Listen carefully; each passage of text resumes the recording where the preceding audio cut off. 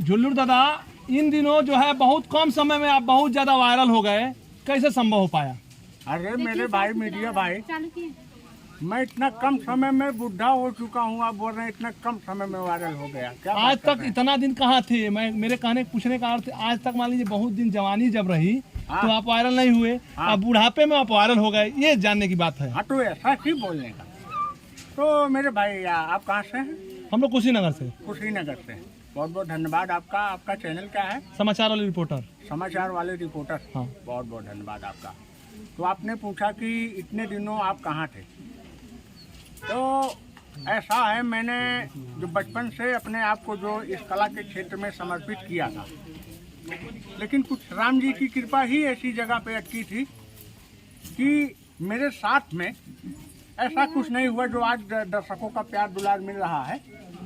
तो शायद वो हमारे दिवाकर शर्मा जी हैं, शायद मेरी कृपा उन्हीं पे अटकी थी। मैंने 99% मैंने बहुत रियाज किया, मेहनत किया, लोगों में छवि बनाने का प्रयास किया, लेकिन हो नहीं पाया। लेकिन जब से मेरे ज़िंदगी में दिवाकर शर्मा जी आए, ये जो शुभ पावन स्थान देख रहे हैं, राम जी का मंदिर है पीछे, यहीं से हमारी जो शुरुआत हुई थी।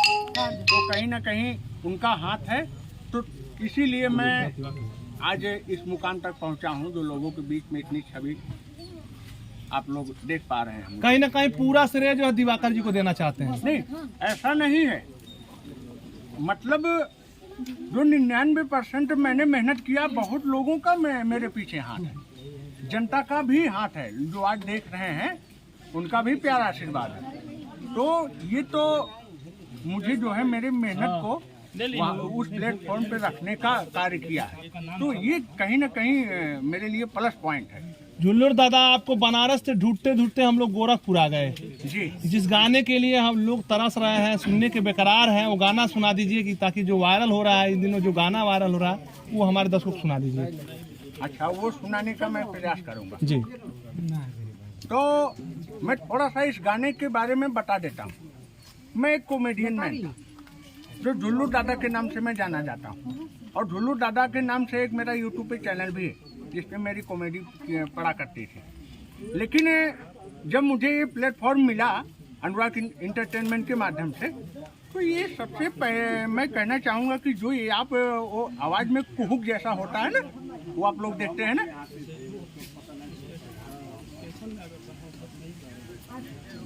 बता दो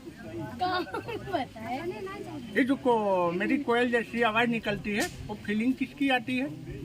मुझे नहीं।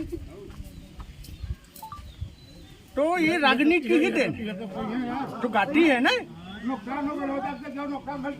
मैं गाते गाते जब ये गा रही थी तो मैंने इसकी तरफ देख रहा था, अन्यथा मैं कॉमेडी करता था। तो मैं जब देखा इसको तो ये गा रही थी कोयल जैसी, तो मेरे कलेजवा में कुहुक जैसा हुआ, तो मैं अपने आप को रोक भी नहीं पाया।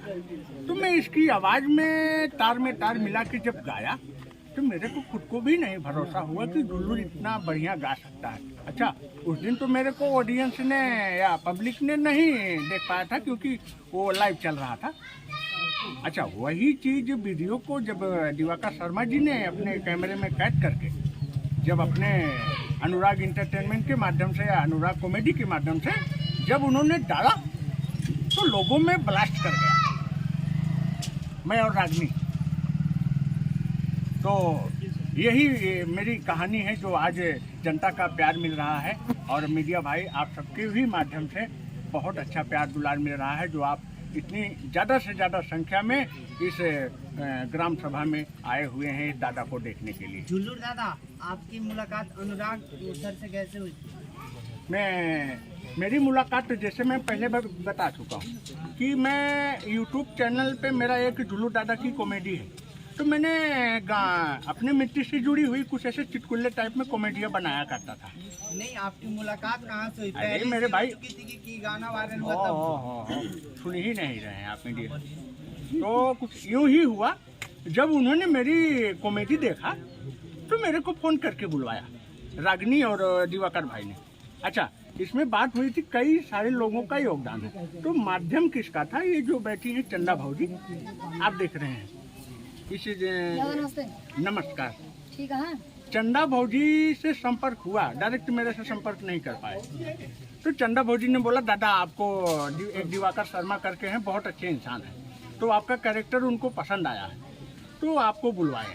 तो मेरी जो इस प्लेटफॉर्म की शुरुआत हुई यहीं से हुई। आपकी ऊंचाई के कहीं ना कहीं हाथ उनका भी है, ऊंचाई ये पे जाने जितने का, लोग यहाँ पे हैं तो उन्हीं को जाता है क्योंकि उन्हीं की वजह से आप दिवाकर जी से मिले थे, हाँ है ना? हाँ, नहीं ऐसा नहीं है। हाँ ना, वही आपको मिलवाया मैं ना। बता रहा हूँ कि मेरे पीछे बहुत ही लोगों का बलिदान है, मतलब बहुत हर मोड़ पे मैं माने कि मेरे को भगवान जैसे सब लोग मिले हैं। ये जितने लोग यहाँ पे हैं, ये बैठी हैं, आप देखे होंगे मेरे कॉमेडी में एक फूलन भाभी, इन्होंने भी कॉमेडी किया है।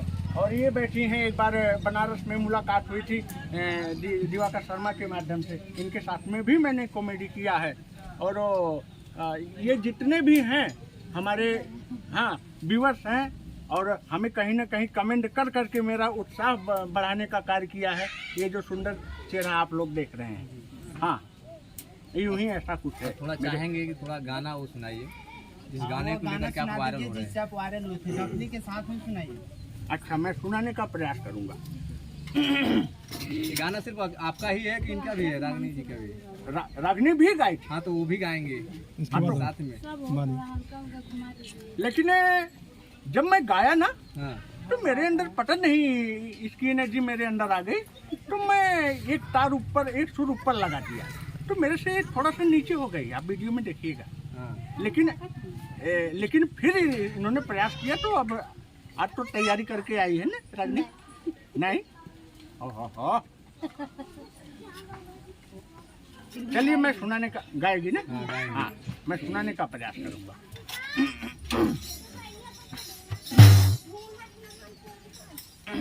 वही गाना जो आज दर्शक लोग या हमारे लोग पसंद कर रहे हैं, इंडिया में ही नहीं, पूरे Out वर्ल्ड में country- फेमस है गाना ये आपका भी, मालूम है ना? पूरा ट्रेंडिंग पे चल रहा है। आपको कैसे पता चला? हम सोशल मीडिया चलाते हैं ना, पता है ना। ओह, क्या क्या नाम है आपका?